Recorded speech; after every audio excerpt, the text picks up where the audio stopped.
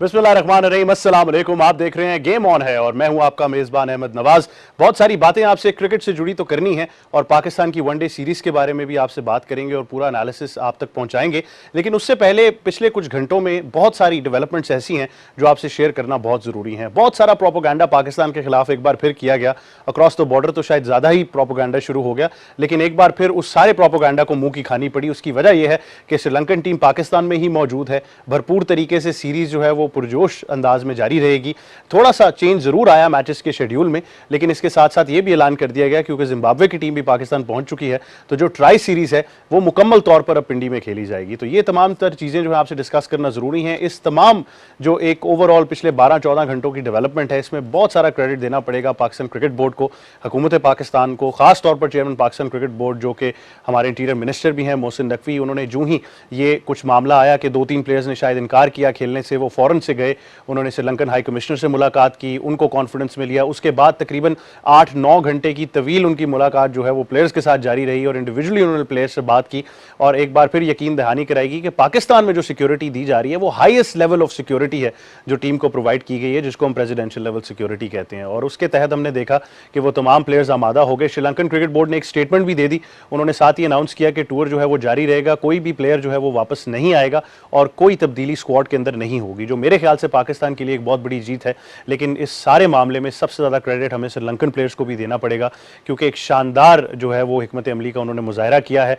और इस वक्त चाहे वो साबिक क्रिकेटर्स हों, सेलिब्रिटीज़ हों, एंकर्स हों, हुकूमती कुछ जो लोग हैं वो हों, चाहे वो सूबाई वज़ीर हों या फिर हमारे वफाकी वज़ीर हों, सब ने श्रीलंकन क्रिकेट टीम का शुक्रिया अदा किया। पाकिस्तान टीम की जानिब से भी बहुत सारे मैसेजेस आए और शुक्रिया अदा किया गया श्रीलंकन टीम का कि उन्होंने एक बार फिर ये यकीन दहानी कराई कि टूर जारी रहेगा और क्रिकेट की जीत हुई है। इन तमाम चीज़ों पर गुफ्तगू करनी है। मेहमानों से आपका तारुफ कराते हैं। सबसे पहले स्टूडियोज़ में हमें ज्वाइन कर रही हैं पाकिस्तान की साबिक क्रिकेट कप्तान, international cricket commentator, broadcaster, presenter, हमारी sports expert and ICC hall of famer Sana Mir साहिबा। अस्सलाम वालेकुम, कैसी हैं आप? Thank you very much for joining us. और साथ ही साथ हमें ज्वाइन कर रहे हैं, he is also an international cricket commentator, broadcaster, presenter and also former test cricketer, जनाब बाजिद खान। अस्सलाम वालेकुम। वालेकुम। कैसे हैं बाजिद भाई? अल्लाह का शुक्र। बाजिद भाई, पिछले 12 घंटे बहुत ही ज़्यादा वो अग्रेसिव भी रहे और उसके अलावा काफ़ी ज़्यादा अनसर्टेनिटी भी रही, लेकिन ओवरऑल आप इन डेवलपमेंट्स को कैसे देखते हैं, खास तौर पर जहाँ पर श्रीलंकन प्लेयर्स की बात आती है?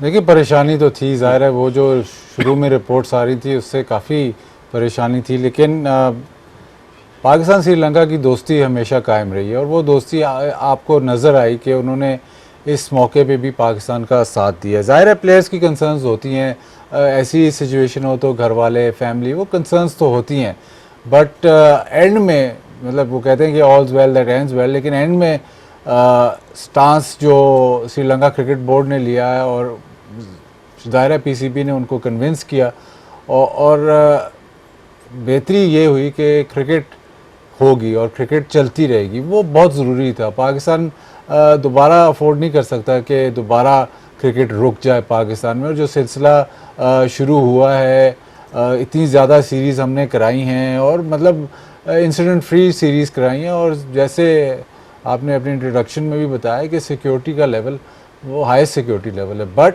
क्रेडिट देना चाहिए, क्रेडिट इधर ड्यू है ज़ाहिर है पाकिस्तान क्रिकेट बोर्ड को, और शुक्रिया ड्यू है श्रीलंका क्रिकेट बोर्ड का कि उन्होंने अपने प्लेयर्स को भी कन्विंस किया और ऑन स्केजुअल, चले एक दिन आगे हुआ है लेकिन ऑन स्केजुअल आप ट्राई सीरीज़ भी खेल रहे हैं और वनडे सीरीज़ भी खेल रहे हैं। इसमें जिम्बाब्वे को भी हमें क्रेडिट देना चाहिए क्योंकि सबसे पहली टीम जो पाकिस्तान आई थी वो जिम्बाब्वे ही थी आफ्टर वो 2009 के इंसिडेंट के, तो उनको भी क्रेडिट देना चाहिए। वो हमेशा आ जाते हैं और हमेशा आपके साथ मतलब आपकी रिलेशनशिप जो है उनके साथ बहुत अच्छी है, तो उनको भी शुक्रिया करना चाहिए क्योंकि उन्होंने भी कभी बैक डाउन नहीं किया। और श्रीलंका ख़ास हमारा बहुत पुराना ताल्लुक है, काफ़ी दफ़ा तो ऐसे हुआ है, 90s में एक दफ़ा ऐसे हुआ था कि श्रीलंका इस पोजीशन में था और पाकिस्तान ने सपोर्ट किया था, एक गालबन एक सीरीज़ में मतलब 1994 था या कब थी कि वहाँ पे ब्लास्ट भी हो गया था, बट पाकिस्तान कैरिड ऑन।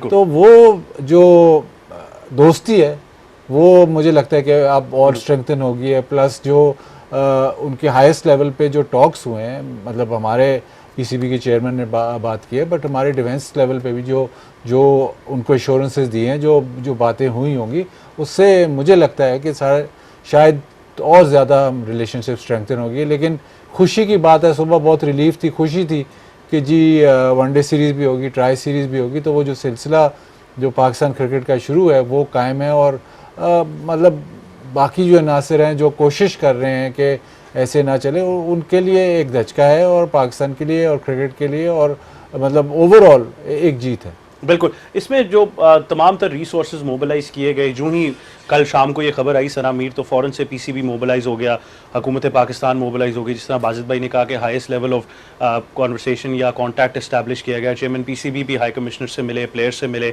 उसके साथ उन्होंने आज सेनेट के इजलास में ये भी यकीन दहानी कराई और एक बार फिर बावर कराया कि फ़ौरन तो जो है वो गवर्नमेंट पूरी मोबिलाइज़ हो गई थी। बल्कि हमारे जो फील्ड मार्शल हैं आसिम मुनीर, उन्होंने भी जो डिफेंस मिनिस्टर हैं श्रीलंका के, उनसे बात की और वहाँ से अश्योरेंस दिलाई गई। देखिए, इस तरह के मामलात में सबसे इम्पोर्टेंट कम्युनिकेशन होती है और टाइम बहुत क्रूशल होता है। टाइम बाय भी किया गया, इसी वजह से एक दिन सीरीज़ को लेट किया गया, बट वो उससे बहुत बेहतर है कि ये सीरीज़ ना होती। और आई थिंक ये सबकी तारीफ़ करनी होगी जो इसमें नेगोशिएशन में इन्वॉल्व थे, चाहे वो हमारी आर्मी के लोग थे या वो हमारे पीसीबी से चेयरमैन थे और बाकी लोग थे, कि ये बड़ा इंपॉर्टेंट होता है कि आपकी कम्युनिकेशन रहे।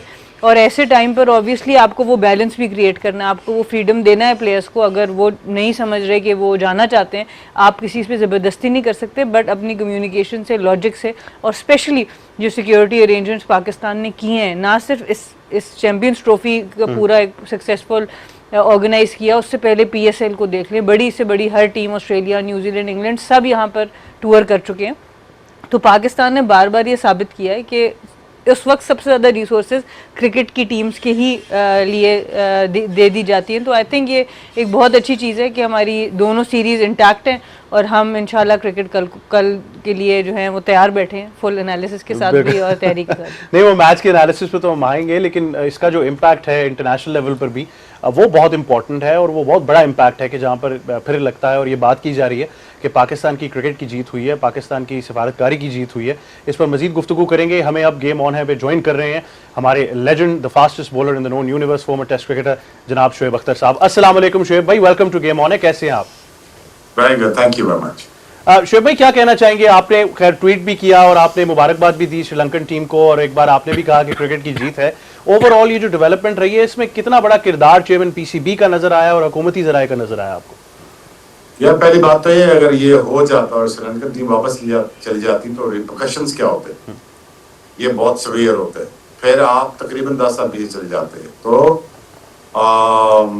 मेरे ख्याल में आई थिंक इनिशिएटेड बहुत अच्छा इनिशिएशन लिया है वज़ीर दाखिला ने, और बहुत अच्छा सफारतकारी करते हैं वो अच्छी सालसी जो किरदार पेश करते हैं वो बहुत ही अच्छा है। तो I don't know much about I don't know how much he knows about cricket, but ये वो बहुत अच्छा करते हैं। पीसीबी चेयरमैन वो सफारतकारी भी अच्छी करते हैं, जरगा भी अच्छा करते हैं, समझाया भी होगा, और plus governments to government involve हुई हैं यहाँ पे श्रीलंकन सफीर इन्वॉल्व हुआ है, must say thanks to him, and government, Pakistan की गवर्नमेंट, पाकिस्तान की आर्मी, पाकिस्तान के वज़ीर दाखिला, ये सारी एक पूरी मिलजुल के एफर्ट हुई है जिस वजह से मुमकिन हुआ है। बिकॉज देखिए बहुत ज़्यादा एम्बैरसमेंट हो जाती है हमारे लिए अगर श्रीलंका चली जाती तो इसीलिए I think it's very important that you know that needed to be done, and it's done, and I think lot credit goes to Mohsen Naqvi. I think he's done a fabulous job. Shoaib भाई, internationally क्या message गया है? क्योंकि सब लोग जो हैं वो श्रीलंकन प्लेयर्स को भी मुबारकबाद दे रहे हैं, उनका भी शुक्रिया अदा किया जा रहा है। उनके यहाँ रुकने से वो इम्पैक्ट क्या है जो हम एट लार्ज देख रहे हैं पाकिस्तान के लिए? यार actually they saved Pakistan cricket ना। अगर ये देखा जाए कि अगर वो 2009-10 वाला जो वाकया हुआ था, फिर वहीं हम वहाँ जाकर खड़े हो गए थे, वैसा उस जैसा इंसिडेंट तो नहीं है। लेकिन again for security reason leaving Pakistan it would leave a bad impact to the country and to restoring Pakistan cricket once all over again. वो बहुत मसला हो जाता हमारे लिए। फिर हम कैसे कि समझाते फिरते दुनिया को कि नहीं, ये श्रीलंकन टीम की मेहरबानी है। I mean like we've been thick and thin. We've been through with them with thick of the times when Sri Lanka was at war.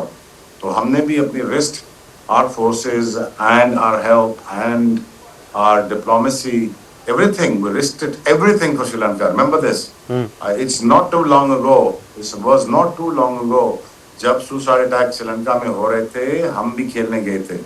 It's not too long ago. तो मैं भी था उस टूर पे. हमसे पूछा गया था. मैंने कहा जी मैं तो जाऊंगा श्रीलंका. तो हम भी ये कर चुके हैं श्रीलंका के लिए. You know, but in times, you know, to come, जिस तरह श्रीलंका ने अभी हमारे साथ किया है, ये हम भी वाइस वर्सा हो चुका है. लेकिन श्रीलंकन के लिए बहुत बहुत लाड और प्यार है हमारा उनके लिए. बहुत अच्छी कौम है, वन ऑफ बेस्ट नेशन है. उन पर अटैक भी हुआ, सब कुछ हुआ. उसके बाद उन्होंने बहुत बड़ा फैसला लिया. ये उनकी भी बहुत बहादुरी है, उनके लिए भी बहुत कमेंडेबल मोमेंट है श्रीलंकन के लिए भी. बट अगेन जिस तरह हमारी आर्म फोर्सेस ने और वजीर दाखिला ने, पीसीबी ने, वजीर आजम ने, सफ़ीरों ने, हमारे श्रीलंका के सफ़ीरों ने बहुत एफर्ट की हैं. और शुक्र है ये टूर कैंसिल नहीं हुआ, क्योंकि आगे सारा कुछ जेपटाइज हो जाना था. हमारे टीवी राइट्स जेपटाइज हो जाने थे. हमारे सीरीज फिर हम कैसे रिस्टोर करते, किसका कैसे समझाते, यू नो, एक लंबा एक प्रोसेस में पड़ जाते, तो वो बड़ा मुश्किल होता हमारे लिए. But again I think it was very very very timely decision by PCB chairman Mohsin Naqvi. Hats off to you, well done. अब शोएब भाई, इसमें एक चीज़ बड़ी पर्टिकुलर है जो हमें मेंशन करनी चाहिए कि जो level of security Pakistan provide करता है. इवन अगर आप कुछ स्टेटमेंट्स भी उठाकर देख लें, हमने साबिक टेस्ट क्रिकेटर और कप्तान श्रीलंका के कुमार संगकारा की भी स्टेटमेंट देखी. उन्होंने भी ये कहा कि 2009 का भी अगर वाक़या याद करें तो पाकिस्तानी जो अफवाज हैं उन्होंने हमारी जान बचाई और मेरा पाकिस्तान के साथ एक बड़ा गहरा ताल्लुक है. I will come again and again. उसके अलावा हम अगर देखें तो जो लेवल ऑफ सिक्योरिटी, जिस प्रेसिडेंशियल लेवल सिक्योरिटी की हम बात करते हैं बार बार, उससे हाईएस्ट लेवल सिक्योरिटी है ही नहीं. और तमाम तौर हमने देखा चैंपियंस ट्रॉफी में Australia, New Zealand, south Africa, England, तमाम बड़ी टीमें यहाँ पर होकर जा चुकी हैं. तो ये दुनिया को क्या मैसेज जा रहा है कि हमारे पास जो सिक्योरिटी है वो बेस्ट सिक्योरिटी है. तो कोई शक रहना नहीं चाहिए. देखिए यार, सिक्योरिटी तो हमारी ये प्लस है. देखिए, कोई अल्लाह खुदा न खास्ता अटैक श्रीलंका पे तो नहीं हुआ. हम टेररिज्म से बहुत हमारा नुकसान हो चुका हुआ है. ये टेररिस्ट अटैक कोई श्रीलंका पे नहीं था. You know, it's unfortunate incident जो G11 में हुआ है. You know, it's really my heart goes out for the family and the people यार, फर्स्ट ऑफ ऑल.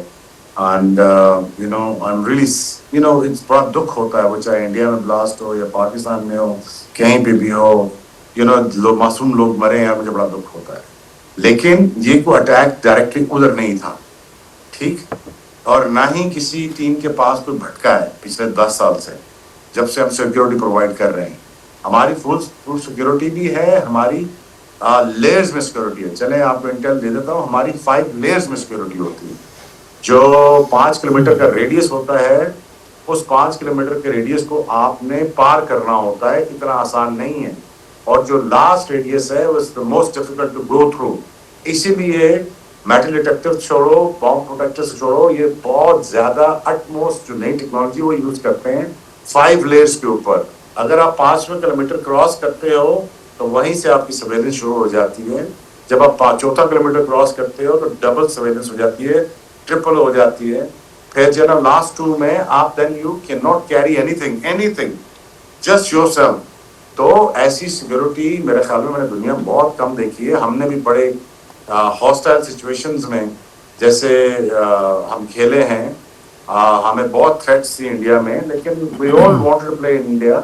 पिच खोद दी गई, मारने की धमकियां दी गई, बट यू नो, अब हम इंडिया में जाके खेले और बहुत मजा आया हमें. और लेकिन अगेन यू नो, 1-2 इंसिडेंट्स ये नहीं कहा जा सकता कि हिंदुस्तान सेफ नहीं या पाकिस्तान सेफ नहीं. बट ये डायरेक्टली कोई टीम पे अटैक नहीं था, ये एक्ट ऑफ टेररिज्म था जिसकी कोई लेना देना नहीं था. But yes, it is important that मासूम जाने गई हैं, ये बहुत दुख की बात है. लेकिन it was nothing that they've been targeting teams or anything, because our securities are just right on the toes. और प्रोटेक्शन की जहाँ तक बात है, पाकिस्तान की protection is just like one of the best in the world. Absolutely, no doubt about that. और I think हम बार बार यही बात करते हैं कि पाकिस्तान जो लेवल ऑफ सिक्योरिटी दे रहा है, इट्स अनप्रेसिडेंटेड. पूरी दुनिया में इस लेवल की सिक्योरिटी की मिसाल नहीं मिलती. बाजिद भाई, cricket diplomacy is a very important subject. जब से chairman Pakistan cricket board elect होकर आए, तब से बहुत सारे मामला चलते रहे, उसमें चाहे आईसीसी के साथ बात करना हो, पाकिस्तान के चैंपियंस ट्रॉफी के राइट सिक्योर करना हो, फिर वो जब प्रेसिडेंट एसीसी बने तो वहाँ पर पाकिस्तान का मौक़िफ़ था, एशिया का इनफैक्ट मौक़िफ़ था जो पूरा आईसीसी के सामने रखना था, और अब फिर ये वाक़या हम देखते हैं कि यहाँ पर जो डिप्लोमेसी उनकी काम आई। तो how instrumental has he been as the chairman PCB? देखिए, इंटरनेशनली तो स्टैंड भी लेते हैं, ये डिप्लोमेसी की आपने बात की, अब यहाँ पे टेस्ट था वो भी मतलब डिप्लोमेसी भी उन्होंने की।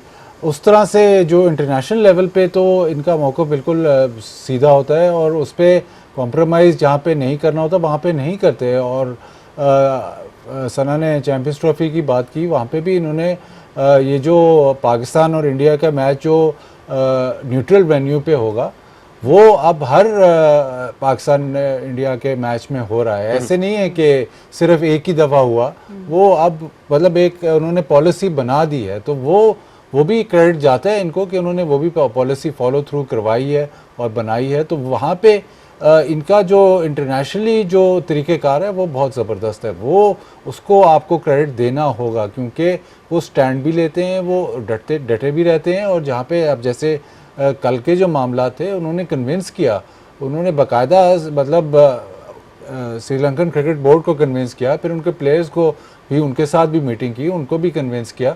तो इसमें मतलब कोई डाउट नहीं है कि इनको क्रेडिट जाना चाहिए और इसमें इनको क्रेडिट देना भी चाहिए क्योंकि यहाँ पे तो वो बिल्कुल कामयाब हुए हैं। और इसी की वजह से मतलब पाकिस्तान इस वक्त जो एक कह लें कि बहुत बड़ा थ्रेट था, तो मतलब ऐसी खबरें आ रही थी कि यार अब तो पाकिस्तान में शायद क्रिकेट ही खत्म हो जाए, बहुत उस तरफ बात नेगेटिव जा रही थी, बट वो उन्होंने रोका और I think he deserves the credit. बिल्कुल। अच्छा सना, इसमें ये पर्सपेक्टिव बड़ा ज़रूरी है कि तमाम वो लोग जो इन्वॉल्व रहे हैं, आप बड़ी वोकल रही हैं डैरन सैमी के बारे में भी, इसके अलावा बांग्लादेश की ख़वातीन क्रिकेट टीम थी, उसने भी पाकिस्तान का दौरा किया था, इसीलिए वो तमाम लोगों को याद करना ज़रूरी है, चाहे वो वर्ल्ड 11 की टीम हो। और इस वक्त करंट सिनारियो में I think that's the reason कि हर जगह से ट्वीट हों या डिजिटल मीडिया पर मैसेज हों, वो श्रीलंकन प्लेयर्स का शुक्रिया बाकायदा तौर पर अदा किया जा रहा है। देखिए, बहुत ये इम्पोर्टेंट बात होती है क्योंकि श्रीलंका ऑलरेडी एक दफ़ा इस चीज़ में से गुजर चुका है और उस वक्त भी उन लोगों का जो तौर तरीका था वो बहुत ज़बरदस्त था पूरी श्रीलंकन नेशन का। मुझे याद है हम 2009 का वर्ल्ड कप खेलने ऑस्ट्रेलिया गए हुए थे और जब हम प्रैक्टिस करके वापस आए तो वहाँ श्रीलंकन टीम नीचे लॉबी में खड़ी थी लड़कियों की और यही खबर फ़ौरन आई थी और अभी पता नहीं था कि कोई कैजुअल्टीज़ हैं कि नहीं है, पता था ये प्लेयर्स इंजर्ड हैं जो बहुत बड़े नाम थे उस वक्त के। लेकिन जिस तरीके से उन्होंने भी रिएक्ट किया, उनको ये डिस्टिंग्विश करने आया कि जो ये एक आइसोलेटेड इवेंट 2 या 4 लोगों या 10 लोगों ने मिलके किया है, it doesn't define an entire nation, और उनका रवैया हमारे साथ नहीं बदला। और आई थिंक ये सबसे इम्पोर्टेंट चीज़ होती है कि इस चीज़ को ये समझना कि जब भी किसी भी मुल्क में, चाहे वो न्यूजीलैंड हो, पाकिस्तान हो, इंडिया हो, ऑस्ट्रेलिया हो, खुदा न खास्ता किसी भी मुल्क में ये इंसिडेंट होता है तो वो 10 से 20 लोग जो भी हैं वो आइसोलेटेड इवेंट है जो नुकसान पहुंचाना चाह रहे हैं। ज़्यादातर लोग जो एक एज ए नेशन वो कौम वो आपके अगेंस्ट नहीं है। और आई थिंक ये जो मैं हमेशा यही बात करती हूँ कि मुझे यही अफसोस भी था एशिया कप में भी जब हमने देखा कि जिस तरह टीमों का आपस में तर्ज अमल था कि स्पोर्ट्स की फील्ड पे हम लोगों के पास इतनी बड़ी अपॉर्चुनिटी है एज एथलीट्स कि हम लोगों को करीब करें, हम जो गैप्स आते हैं उनको पूर कर सके। और आई थिंक जिस तरह श्रीलंका की टीम और श्रीलंका के प्लेयर्स अभी रुकेंगे तो ये अगली कितने सालों तक ये बात याद रखी जाएगी और हमारे प्लेयर्स को आप जो मर्जी कह लें उनके लिए उनके दिल में एक सॉफ्ट कॉर्नर रहेगा और वो इस चीज़ को हमेशा कदर करते रहेंगे। और साथ साथ हमारे जो ऑफिशियल्स हैं, वंस अगेन वो भी बात है कि आपकी जो डिप्लोमेसी है वो यहाँ पर बहुत अच्छी ज़रूरी साबित होती है और वो हुई भी है। जैसे बाजिल भाई ने बात की, मेरे लिए सबसे इम्पोर्टेंट यही चीज़ थी कि हम भी 2013 का वर्ल्ड कप खेलने कटक गए थे जिस वक्त बिल्कुल हालात सही नहीं थे और बहुत सा प्रेशर था उससे पहले ना जाने के ऊपर, पर कभी इस तरह का स्टांस नहीं हुआ कि अगर पाकिस्तान आप नहीं आएंगे तो हम भी नहीं आएंगे। ये एक बहुत अच्छी चीज़, एक वो चीज़ इनके क्रेडिट में मोहसिन नकवी साहब के जाती है और एक ये दूसरा एक बहुत बड़ा माइलस्टोन है जो आप कह सकते हैं कि इनके क्रेडिट में जाता है कि इन्होंने जिस तरीके से इस टाइम पे ये सारा इस चीज़ को हैंडल किया। बिल्कुल ऐसे ही है। ये पाकिस्तान की क्रिकेट की सफारतकारी की जीत तो लाजमी है, चेयरमैन पीसीबी की भी एक जीत है, लेकिन आई थिंक ओवरऑल ये क्रिकेट की बहुत बड़ी जीत हुई है जिस वाक़े का हम जिक्र कर रहे हैं। और मेरे ख्याल से अब सीरीज़ का जो लास्टिंग इम्पैक्ट है, जिस तरह हमारे जो है वो ओवरऑल लोग भी सारे ये कल से बात कर रहे हैं, अगर आप डिजिटल मीडिया उठाकर देखें, अगर आप कहीं भी जा रहे होंगे, लोग ये बात कर रहे होंगे कि श्रीलंकन टीम जो है वो पाकिस्तान में रुकी है, सीरीज चल रही है, इवन ट्राई सीरीज भी एज इट इज चलेगी, थोड़ा सा स्केड्यूल में चेंज जरूर आया। ये आई थिंक पाकिस्तान के लिए और ओवरऑल क्रिकेट डिप्लोमेसी के लिए एक बहुत बड़ा इंपैक्ट होगा जब भी क्रिकेट की तारीख की बात की जाएगी। मजीद गुफ्तगू करेंगे इस पर भी, फैंस का भी एक पर्सपेक्टिव है जो आपके साथ लाजमी डिस्कस करना है क्योंकि पिंडी का क्राउड है, और साथ साथ पहले वनडे को भी थोड़ा सा एनालाइज करेंगे और फिर दूसरे में क्या हिकमत अमली होनी चाहिए, ये सब और बहुत कुछ। लेकिन एक छोटे से वक्फे के बाद देखते रहिए गेम ऑन है। Welcome back to game on है और बात कर रहे हैं पाकिस्तान और श्रीलंका के माबैन ओडीआई सीरीज की। पहले वनडे पर एक बार जरूर नजर डालेंगे ताकि आपको मैच समरी थोड़ी सी बता सकें कि क्या हुआ पहले वनडे में। पाकिस्तान मैच तो जीत गया but just too close for comfort, मेरे ख्याल से 6 रन से हम ये मैच जीते और पाकिस्तान की शानदार कारकर्दगी रही। 50 ओवर में 300 रन का हदफ दिया श्रीलंका को जीतने के लिए। श्रीलंका स्टार्टेड ऑफ वेल, लेकिन उसके बाद Haris Rauf was the pick of the bowlers, 4 wickets उन्होंने हासिल की और उसके बाद हमने देखा कि मैच बिल्कुल आखिरी ओवर तक चला गया। हुसैन तलत से आखिरी ओवर कराया गया, शायद थोड़ी कैलकुलेशन भी आगे पीछे थी, लेकिन जो सलमान अली आगा और हुसैन तलत के दरमियान पार्टनरशिप रही, उस पार्टनरशिप की बदौलत जिस तरीके से पाकिस्तान 300 रन का हदफ देने में कामयाब रहा, वो एक बड़ी बढ़तरी थी और जिसका जो मेरे ख्याल से ओवरऑल इम्पैक्ट बहुत रहा, जिस इम्पैक्ट को पाकिस्तान के ओडीआई कप्तान शाहीन शाह अफरीदी ने भी कहा कि वो जो पार्टनरशिप थी उसने डेफिनेटली मैच में काफ़ी फ़र्क डाल दिया था। तो एक बार आई थिंक सलमान अली आगा की पहले थोड़ी सी बात कर लेते हैं क्योंकि it's been very very important. Wajid भाई, इस वक्त तो लगता है everything he is touching is turning into gold, लेकिन वो जो एक वसी तजर्बा है फर्स्ट क्लास क्रिकेट का, वो नज़र आता है कि अपनी क्रिकेट इस वक्त खास तौर पर वनडे एंजॉय कर रहे हैं। और प्लेयर भी ये वनडे और टेस्ट का प्लेयर है। हमने ये पहले काफ़ी डिस्कस किया है कि देखा है कि थ्रू आउट, इवन जहाँ पाकिस्तान चैम्पियंस ट्रॉफी में हारा भी था उधर भी सबसे अच्छे आपके बैटर यही थे। तो प्रॉब्लम हमें इनसे तब होती है जब ये T20 खेल रहे होते हैं, तो हम फॉर्मेट थोड़ा सा मिक्स करते हैं, वरना इनका जो टेस्ट और वनडे में बैटिंग जो रिकॉर्ड है वो बहुत ही ज़बरदस्त है और मुश्किल टाइम पे ऐसी बैटिंग करना मिडिल ऑर्डर में बहुत ही ये अब बज़ाहिर लगता है कि इनका करियर लंबा होना चाहिए, स्पेशली 2 फॉर्मेट्स में, अगर तीसरे फॉर्मेट को हम इससे मिक्स ना करें। अच्छा, ये तो बात चलती आ रही है कि जो T20 के कप्तान है वनडे में बहुत अच्छे लग रहे हैं, वनडे के कप्तान T20 में बहुत अच्छे लग रहे हैं, तो फैसलों पर जरूर नजरसानी शायद की जा सकती है, लेकिन ओवरऑल सलमान का इंपैक्ट बड़ा है। अगर आप इस पोजीशन की भी हिस्टोरिकली बात करें, नंबर 5 पर नंबर 5 जो है वो पाकिस्तान के लिए बड़ी एक अहम पोजीशन रही है बैटिंग के दौरान। और फिर जो एस्केप शॉट्स हैं, शुएब भाई आप क्या कहना चाहेंगे सलमान अली आगा के बारे में? उनसे हम राब्ता दोबारा एस्टैब्लिश करते हैं। सना, आपसे बात कर लेते हैं, जो नंबर 5 की पोजीशन है हिस्टोरिकली, एक तो ये बात हो गई, लेकिन हम बार बार कहते हैं कि हम बहुत ज़्यादा स्ट्रगल कर रहे थे कि हम डॉट बॉल परसेंटेज बहुत ज़्यादा थी। जो ही सलमान अली आगा आते हैं तो वो आपको एस्केप शॉट्स नज़र आना शुरू हो जाती हैं, स्वीप भी मार रहे हैं, पैडल भी कर रहे हैं, पीछे अपिश भी खेल रहे हैं, कट भी है, तो वो एकदम लगता है कि चारों तरफ ग्राउंड के रन स्कोर करना शुरू कर देता है। देखिए, मिडिल ऑर्डर में एक ऐसा प्लेयर जो कदमों का इस्तेमाल कर सके, ना सिर्फ स्पिनर्स पे बल्कि फास्ट बॉलर्स पे भी, वो क्रीज का इस्तेमाल बहुत अच्छा करते हैं। आपने अभी हाईलाइट पैकेज में भी देखा होगा, ऑफ के बाहर आगे लेग पे ले रहे हैं तो वो फील्ड के साथ खेल सकते हैं। अगर आप ऑफ पैक करेंगे वो लेग साइड पे लेके जा सकते हैं, because he is not very conventional इस तरह से कि वो एक ही जगह पे रह के गैप्स ढूंढेंगे। और इसी तरह अगर आप लेग साइड को उनकी पैक करते हैं तो वो इनसाइड आउट भी बहुत अच्छी खेल लेते हैं। तो यही आपको मिडिल ऑर्डर में इस तरह का प्लेयर चाहिए जो डाउन द विकेट स्पिनर्स पे आ सके, डीप इन द क्रीज जाके खेल सके। तो उन्होंने वो सब चीज़ें दिखाई और सबसे अच्छी बात है कि अंडर प्रेशर परफॉर्म करना। 95 आई थिंक 95 for 4 था पाकिस्तान जिस वक्त ये और हुसैन तलत की वो इनिंग्स पार्टनरशिप बनी है, और वो वाला सो हमेशा आपको एज अ प्लेयर बहुत याद रहता है। ठीक है, आप अंदर आए हैं जब 150 पे 2 आउट थे या 3 आउट थे और आप तब आके रन बनाते हैं, उसका वो मज़ा नहीं होता। इस इनिंग्स का जो मज़ा है, आई थिंक वो इनको भी बहुत ज़्यादा कॉन्फिडेंस मज़ीद और देगा वनडे क्रिकेट के अंदर, और टीम को भी इस नंबर पे। और अब तो बातें ये भी शुरू हो गई हैं कि इनको 5 पे क्यों खिला रहे हैं, 4 पे खिला रहे हैं, हमारे आपको पता है फ़ौरन बातें शुरू हो जाती हैं। बट ओवरऑल आई थिंक जैसे बाजिद भाई ने भी बात की कि वनडे फॉर्मेट इनको बहुत ही अच्छी तरह सूट करता है। टेस्ट में भी इन्होंने हमेशा मुश्किल से टीम को निकाला है और शायद उसी वजह से इनको एक लॉन्गर रन T20 में भी दिया जा रहा है। यही समझा जा रहा है कि अच्छा इनको आपने वहाँ पर भी इस्तेमाल करना है।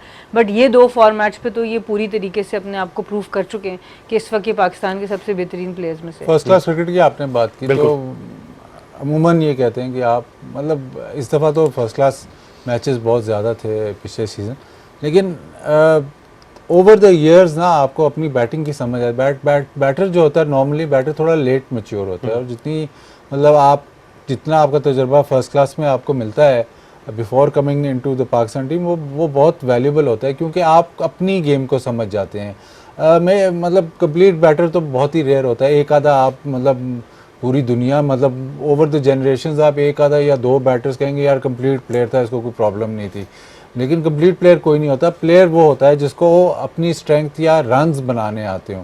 इसको रन्स बनाने आते हैं, फर्स्ट क्लास में इसने रन्स बनाए में, तो वही ट्रांसलेट करता है वनडे क्रिकेट, क्योंकि वो दो फॉर्मेट्स मिलते जुलते हैं। T20 एक कम्प्लीटली डिफरेंट फॉर्मेट है, ये बार बार मैं कहता रहता हूँ, बार बार लोग इसको वाइट बॉल करके ना दोनों को मिक्स करते हैं, बट जो फर्स्ट क्लास जो 4 डे क्रिकेट है और 1 डे क्रिकेट है वो ज़्यादा करीब है। जो 1 डे क्रिकेट है और T20 क्रिकेट है वो करीब नहीं है, वो दूर है, क्योंकि T20 फॉर्मेट ही बिल्कुल अलहदा है। ये नया फॉर्मेट है, रिलेटिवली न्यू फॉर्मेट है, थोड़ा सा आर्टिफिशियली क्रिएट हुआ है, तो वो फॉर्मेट उसको आप एक कम्प्लीटली डिफरेंट फॉर्मेट यूज़ करें। तो आपने देखा है जो अमूमन जो प्लेयर जो फर्स्ट क्लास क्रिकेट में रन ज़्यादा कर रहे होते हैं, वो वनडे में भी वो बहुत यूटिलिटी प्लेयर्स होते हैं, क्योंकि उनको पता होता है, अपनी स्ट्रोक्स का पता होता है, पता होता है कि इनिंग स्ट्रक्चर कैसे करनी। वही सलमान अली आगा का भी बिल्कुल वही केस है कि वो फर्स्ट क्लास क्रिकेट का उनको तजर्बा है, टेल के साथ लोअर ऑर्डर के साथ किस तरह बैटिंग करनी है वो उनको आता है, और जब वो वनडे क्रिकेट खेलते हैं तो उनको गैप्स का पता है, उनको पता है कि स्पिनर्स उनकी स्ट्रेंथ है, कहाँ अटैक करना है। बट उनको मुझे ऐसे लगता है कि थोड़ा सा T20 में टाइम नहीं होता, इनको वनडे क्रिकेट में थोड़ा सा टाइम मिलता है जो इनके लिए ज़रूरी है। लेकिन हम प्लेयर्स के मुस्तकबिल का फैसला भी तो बेस्ड ऑन दूसरे फॉर्मेट्स करते हैं ना। हाँ, ये मतलब फॉर्मेट्स मिक्स नहीं करने चाहिए, हम बार बार मिक्स करते हैं फॉर्मेट्स। अब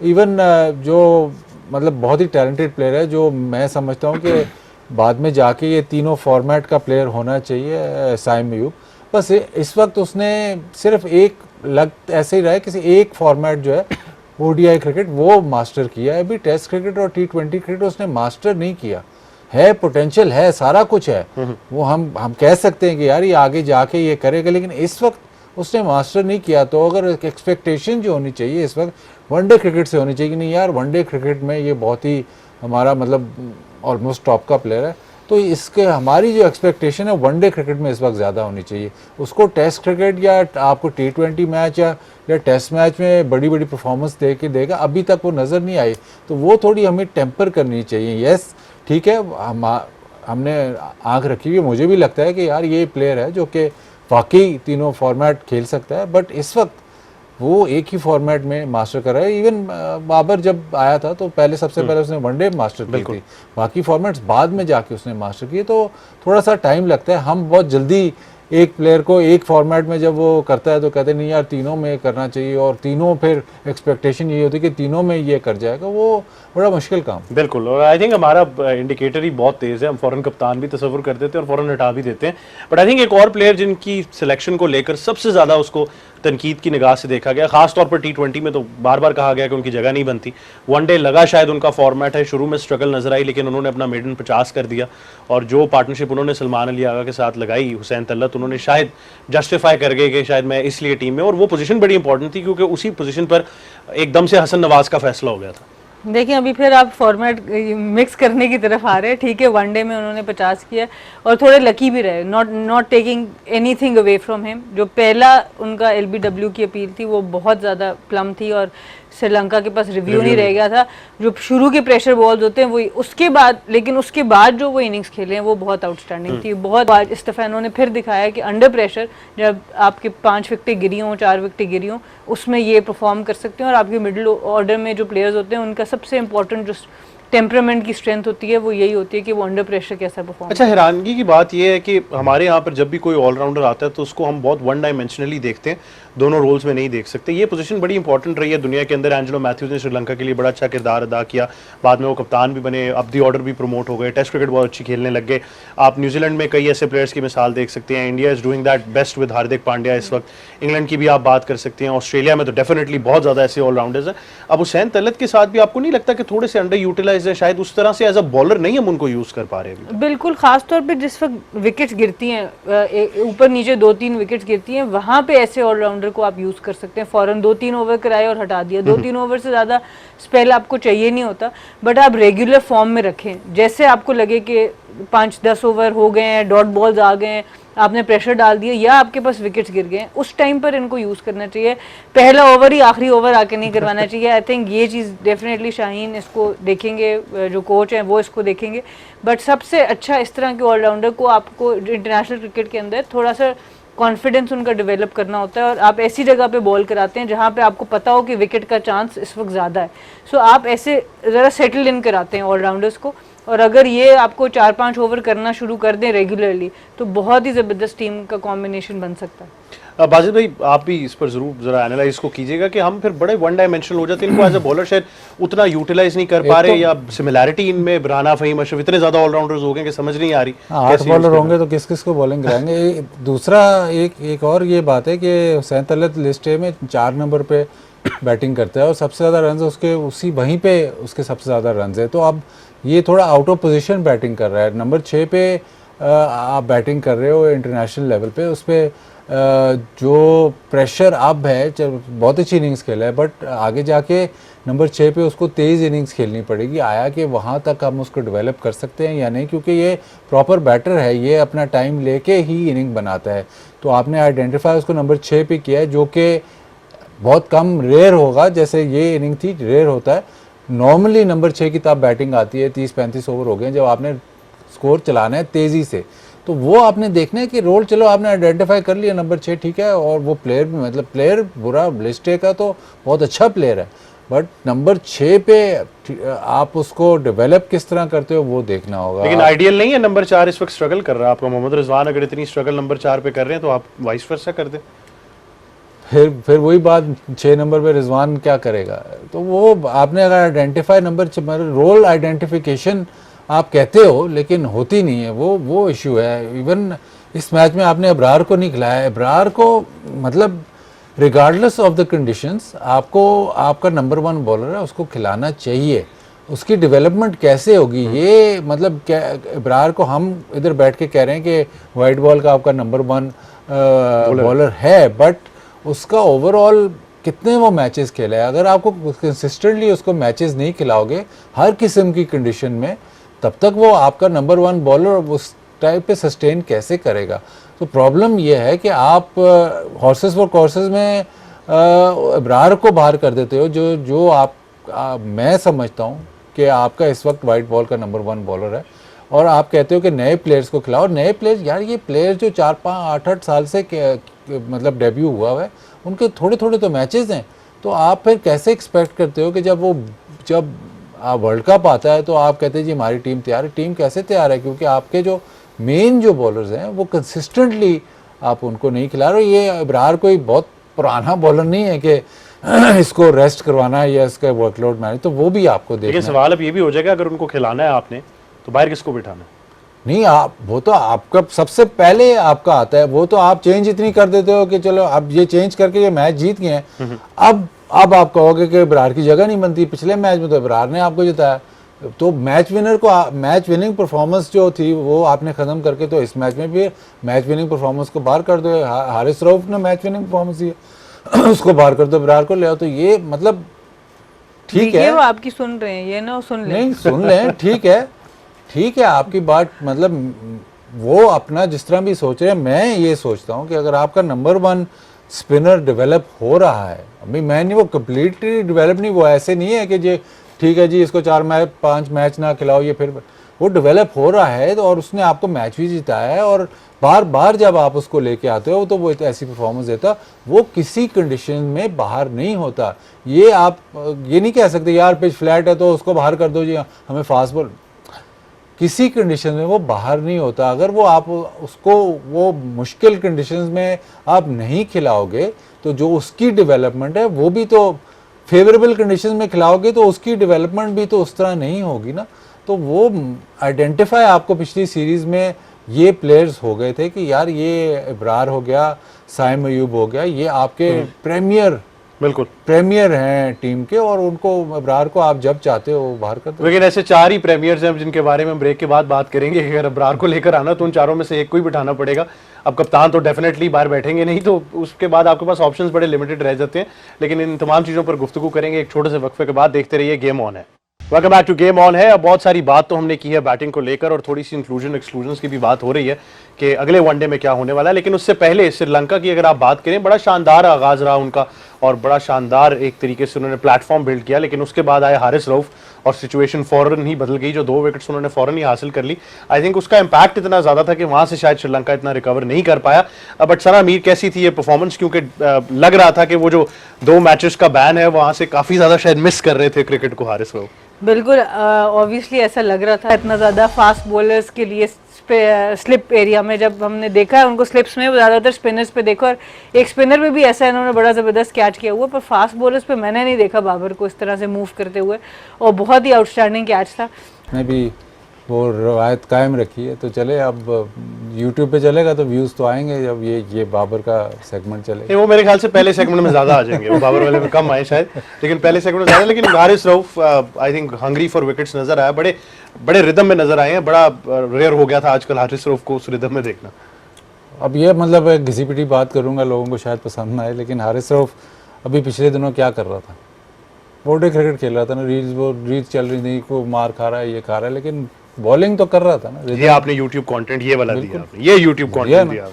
अब बॉलिंग तो कर रहा था ना, ओवर्स कर रहा था ना, मतलब ठीक है वो बैटिंग शायद अच्छी हो रही हो या जो भी है, वो रिदम जो था वो बॉलिंग नंबर ऑफ ओवर्स लंबे स्पेल करने से ही रिदम आता है। ऐसे बैठे बिठाए या नेट में बॉलिंग करने या 4 ओवर बॉलिंग करने से रिदम नहीं आता। तो वो आपके सामने, आपने खुद ही कहा है, मैंने तो नहीं बोला, आपने बोला कि रिदम में लग रहा था।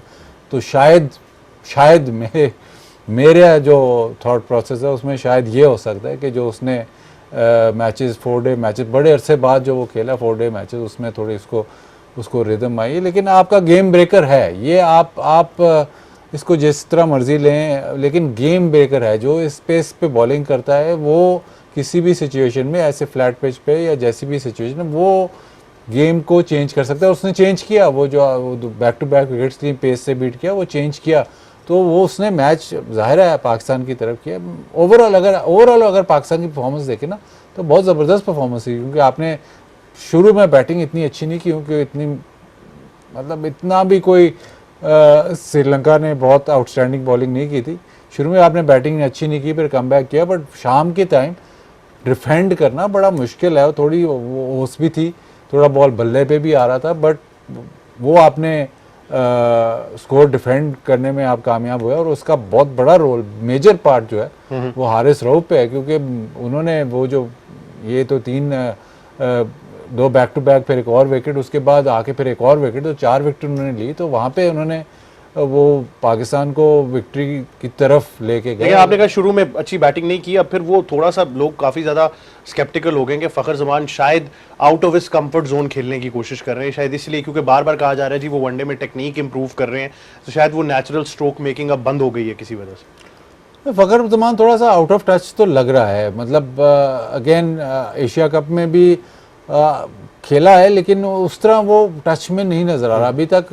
ये भी इनिंग्स वो नॉर्मली ऐसे खेलता नहीं होता, बट वो इनफॉर्म नहीं लग रहा। कॉन्फिडेंस जो भी आप कह लें कि जी वो out of his comfort zone खेल रहा है, वो तभी खेलता है जब बंदा थोड़ा फॉर्म में नहीं होता। तो वो हर प्लेयर पे आती है। हमें पता है कि जब फखर जमान फॉर्म में आ जाएगा या जब वो रन्स करेगा, तो वो वनडे में स्पेशली, अगेन सबसे अच्छा जो खेलता है फखर जमान, वो वनडे में खेलता है और बड़े 100 करता है, मतलब 200 भी है, इसके 190 भी है।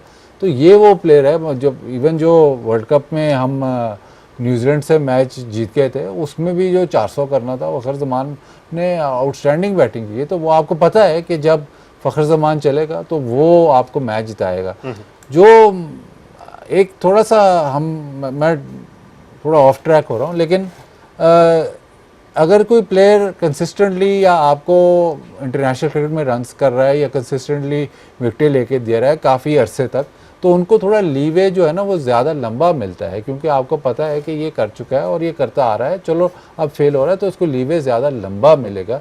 वो उन्होंने राइट अर्न किया होता है। जब बाबर की बात करते हैं, बाबर ने भी राइट अर्न किया हुआ है, सना ने भी ये बात की थी कि उसने राइट अर्न किया हुआ है बिकॉज ऑफ द फैक्ट कि इतना कंसिस्टेंट परफॉर्म कर रहा है, तो वो उसको आप लीवे देंगे। इसी तरह फखर ने ये राइट अर्न किया हुआ है कि उसने पाकिस्तान के लिए इतनी परफॉर्मेंसेस दी हैं और पता है कि वो गेम चेंजिंग परफॉर्मेंसेस देता है, तो अगर वो उसका बुरा टाइम चल रहा है उसमें उसको थोड़ा ज़्यादा लीवे मिलेगा बिकॉज ऑफ द फैक्ट कि पीछे उसकी इतनी परफॉर्मेंस। बिल्कुल, एंड आई थिंक वो बनता भी है। आई थिंक वो फिर एक इनिंग दूर होते हैं ऐसी परफॉर्मेंस से जो एक बार फिर, बट फखर जमान के लिए तो टिपिकली सना मीर ने ये भी कहा वो बड़े मैच के प्लेयर हैं, तो बड़े मैच में आउटस्टैंडिंग परफॉर्म वो कर भी देते हैं। एक बार आप रिवाइज स्केड्यूल जरूर मुलाहिजा फरमा लीजिए जिसके बारे में हम बात कर रहे हैं कि थोड़े से चेंजेस हुए हैं, बाकी आपकी टिकट्स वही रहेंगी। तो दूसरा वनडे इंटरनेशनल जो है 14 नवंबर को रीस्केड्यूल हुआ और जो थर्ड वनडे इंटरनेशनल है वो 15 की बजाय 16 को चला गया, तो एक एक दिन का फर्क आया जिसके बारे में हम बात कर रहे हैं। और पहला वनडे तो डेफिनेटली 11 को खत्म हुआ था जो पाकिस्तान जीता, तो अब ये 14 वाला जो वनडे आई थिंक ये बड़ा इंपॉर्टेंट हो जाता है, इसके बारे में जरूर बात करनी है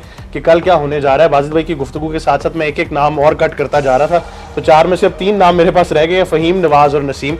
अगर तो कोई चेंज करने जाते हैं कल, या फिर आपको लगता है कि विनिंग कॉम्बिनेशन के साथ जा रहे हैं? देखिए अब देखना पड़ेगा। ऑब्वियसली आप रोटेशन पॉलिसी हमने बाकी सारी जगह पर तो देखी है, हो सकता है नसीम को बिठा के ये शायद किसी और को ले आए, क्योंकि आखिरी ओवर उन्होंने बहुत अच्छा कराया, जो पहले शुरू का स्पेल था वो उतना ज़्यादा अच्छा नहीं करा। बट आप चाहेंगे कि आप नसीम को भी कॉन्फिडेंस में देखें, सो टफ कॉल, आपको पता है, क्योंकि हुसैन तलत ने भी परफॉर्म कर लिया है, फ़हीम भी परफॉर्म करते आए हैं, सूलन तो आपको शायद इनमें से एक ऑलराउंडर चाहिए, इवन वनडे क्रिकेट के अंदर। T20 में तो डेफिनेटली एक चाहिए, पर वनडे में भी आपको शायद एक ही चाहिए।